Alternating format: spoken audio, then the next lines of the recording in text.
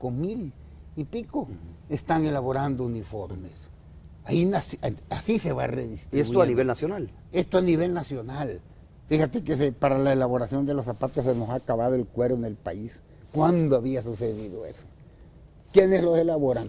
Más de 5.000 artesanos. Claro, ¿y quiénes producen el vaso de leche? Jato, ¿por qué estos programas Romeo, que tú estás mencionando? Más de 2.400 ganaderos, ahí estaban tirados los ganaderos, producen vaso de leche, producen la leche, ahora se han reactivado. Esto es solo un ejemplo, porque lo podemos poner también a nivel macro, de lo que es reactivar la redistribución del ingreso en un planteamiento, para decirlo claro, justo.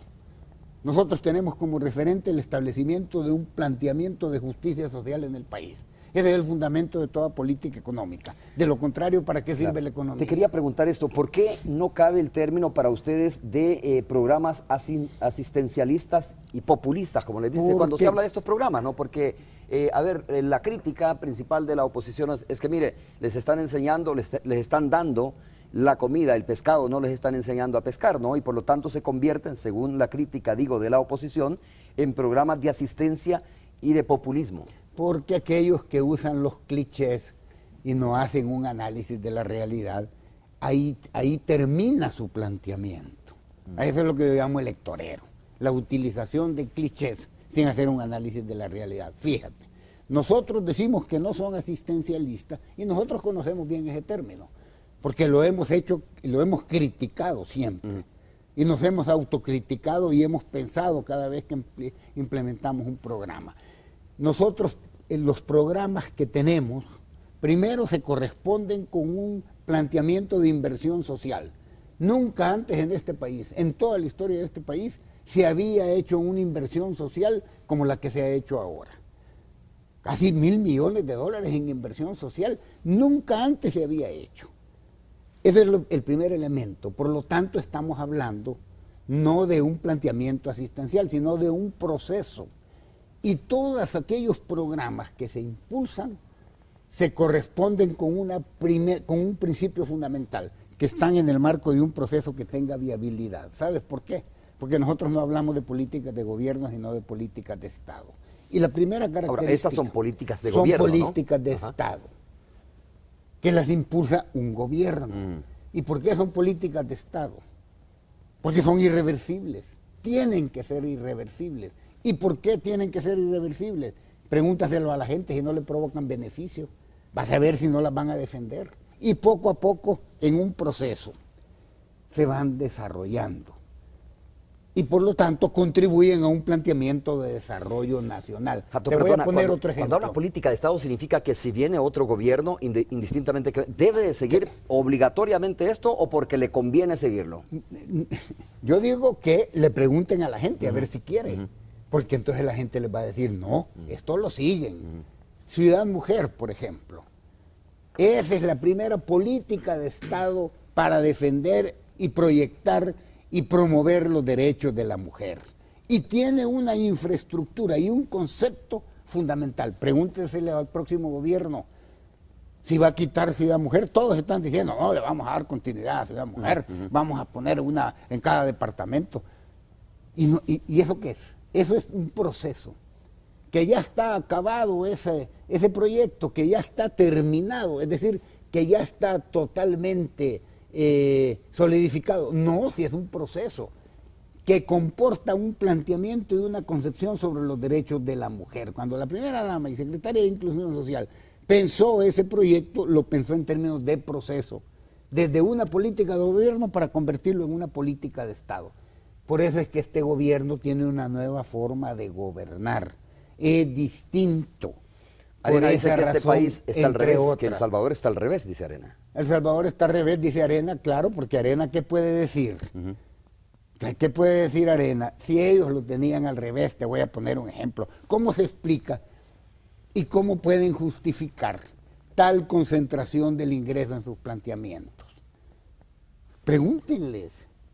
¿Cómo se puede justificar ahora? Vienen a decir eso ahora, a rasgarse las vestiduras, que hayan tenido una ley de acceso a la información pública, hablando ahora de transparencia, se rasgan las vestiduras hablando de transparencia, y ahí tenían una ley de acceso a la información pública, durmiendo el sueño de los injustos en la Asamblea, y no se oponían ellos, pues.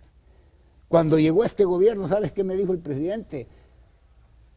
Hay que crear una subsecretaría de transparencia. Yo sabía que en un país en donde el ejercicio público a veces se concibe como normalidad, la corrupción, había que ir abriendo espacio, poco a poco, poniendo condiciones para que fuera eso una práctica de Estado. Y me dijo el presidente, y la ley de acceso a la información pública, empújenla, me dijo. Él me dijo, empújenla. Trabajen para sacarla desde la Secretaría. Y trabajamos para sacarla. Ahí estábamos en la Asamblea bastante tiempo. Yo mandaba al subsecretario, teníamos convocatorias de reuniones. Por eso es que tiene razón doña Milena. Yo a doña Milena a veces dice cosas un poco fuera de tono porque la traiciona la emotividad. Pero yo hemos discutido, y no es lo mismo, ese mismo día que dice que sucedieron cosas raras, y no estuvimos hablando el ministro de Hacienda, ella y yo, sobre el tema de la ley de APP, que era una de las razones por las cuales estábamos ahí, porque queríamos sacar la ley de APP. Ahí hay aspectos fundamentales que tienen que ver con la necesidad de que se invierta en el país, de que ampliemos el espacio de inversión en este país. Por eso es que se presentó una ley de APP, otra política de Estado. Y ahí estuvimos discutiendo con ella. Por eso es que yo entiendo, sí. Mira, perdón Romeo, ayer decía, no está por ahí don Jato Asbun, qué raro, decía ayer de la Asamblea. A mí me parece un poco cómico. Después decía el presidente del partido, no, si se pica que se rasque. Es que no entienden. A ver, te quería preguntar, porque a veces los analistas parten de una premisa, ¿no? Que es bastante superficial, pero que de repente muchos pueden tomarla como muy básica, y es la siguiente. Mire, un país donde, pues por supuesto no son todos los analistas, donde no haya una relación armoniosa entre la empresa privada y el ejecutivo, donde no sea posible conciliar intereses, no va a lograr un crecimiento, ¿no? De tal forma que desde el enfoque de la empresa privada no han sido 4 años armoniosos con este gobierno, y por lo tanto no hay posibilidades de crecimiento y de incluso que El Salvador se convierta en un país atractivo para la inversión internacional, porque no hay armonía con quienes se supone, y obviamente lo son en alguna manera, el motor que impulsa el desarrollo del país, porque también aquí hay una gran cantidad de empresarios, hay que decirlos, medianos, pequeños empresarios, que obviamente no se les toma en cuenta, pero que también son parte importante para el desarrollo. Pero mediáticamente la empresa privada, la gran empresa privada, vende y dice que no hay una buena relación, que este gobierno es autoritario, que este gobierno no trata de armonizar, ¿no? con este sector. Esa es muy buena pregunta, Romeo. Esa es buena pregunta porque es una de los clichés publicitarios que yo más he oído en los últimos tiempos. Pero te voy a decir ahí 3 cosas y permíteme que me amplíe un poco. Primero, ellos dicen, el país no tiene rumbo. Claro, no es el rumbo de ellos.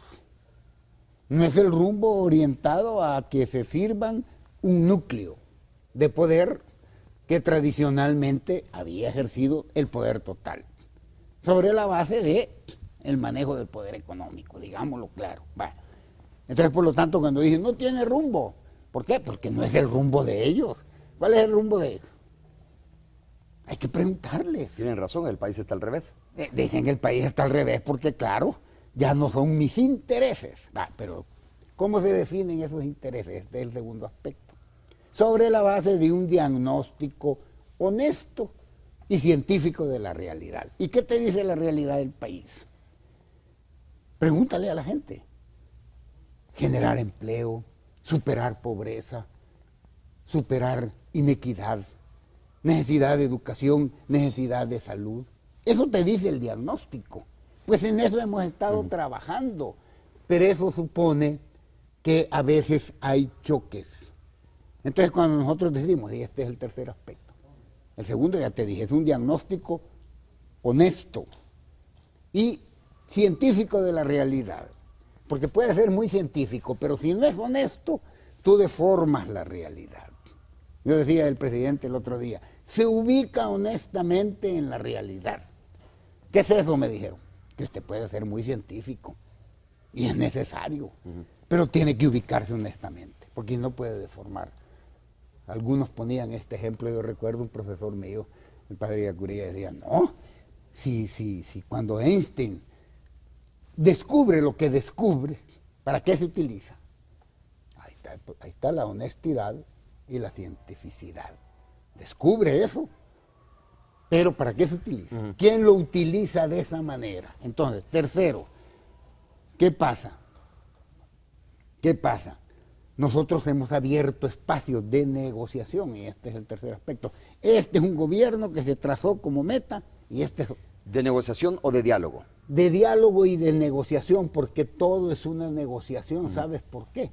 Porque en la mesa hay intereses y no nos podemos engañar. Hay intereses diversos. ¿Qué tenemos que hacer cuando decimos vamos a negociar? ¿Cuál es el referente fundamental? Ese diagnóstico y el país, que son mucha gente. No son 20, ni 30, ni 40. Son mucha gente con determinadas necesidades. Entonces, ese es tu referente. Cuando tú te sientas a negociar, y esto yo lo veía en la negociación de los acuerdos de paz, ¿qué estábamos representando ahí? ¿Qué es lo que estábamos representando? Primero, el mandato de la necesidad de paz.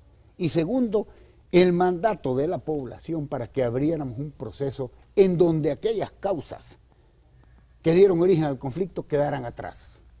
Y por eso ahí, uno de los ejes fundamentales que atraviesa todo el proceso de negociación es que nos comprometíamos a garantizar en adelante que todo el planteamiento social de este país iba a ser producto de una negociación permanente. Jato, es importante lo que tú estás explicando, es decir, yo lo entiendo como dos fases, ¿no? Una obviamente es la fase del diálogo y luego viene, tras el entendimiento, viene la fase de negociación. Claro. Yo te pregunto a ti, ¿este gobierno se ha caracterizado por dialogar o por negociar?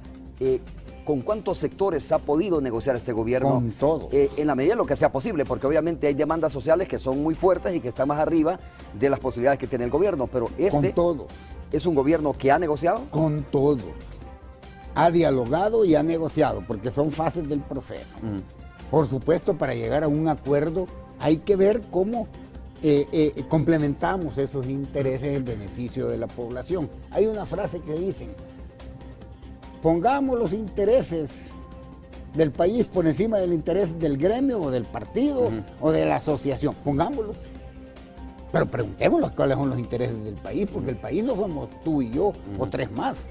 Probablemente nuestros intereses no coincidan mucho con los intereses de aquellos que no comen día a día. Claro.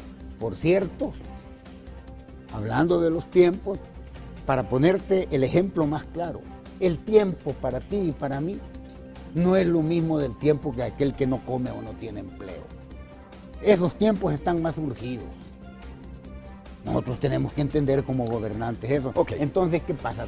Ese supuesto cliché de que este gobierno tiene un conflicto con los empresarios, en primer lugar hay que distinguir que nosotros ya no somos un gobierno que responde a intereses corporativos de gremio, de partido, y en eso estamos sentando ¿Me un explicas precedente eso cuando político. regresemos?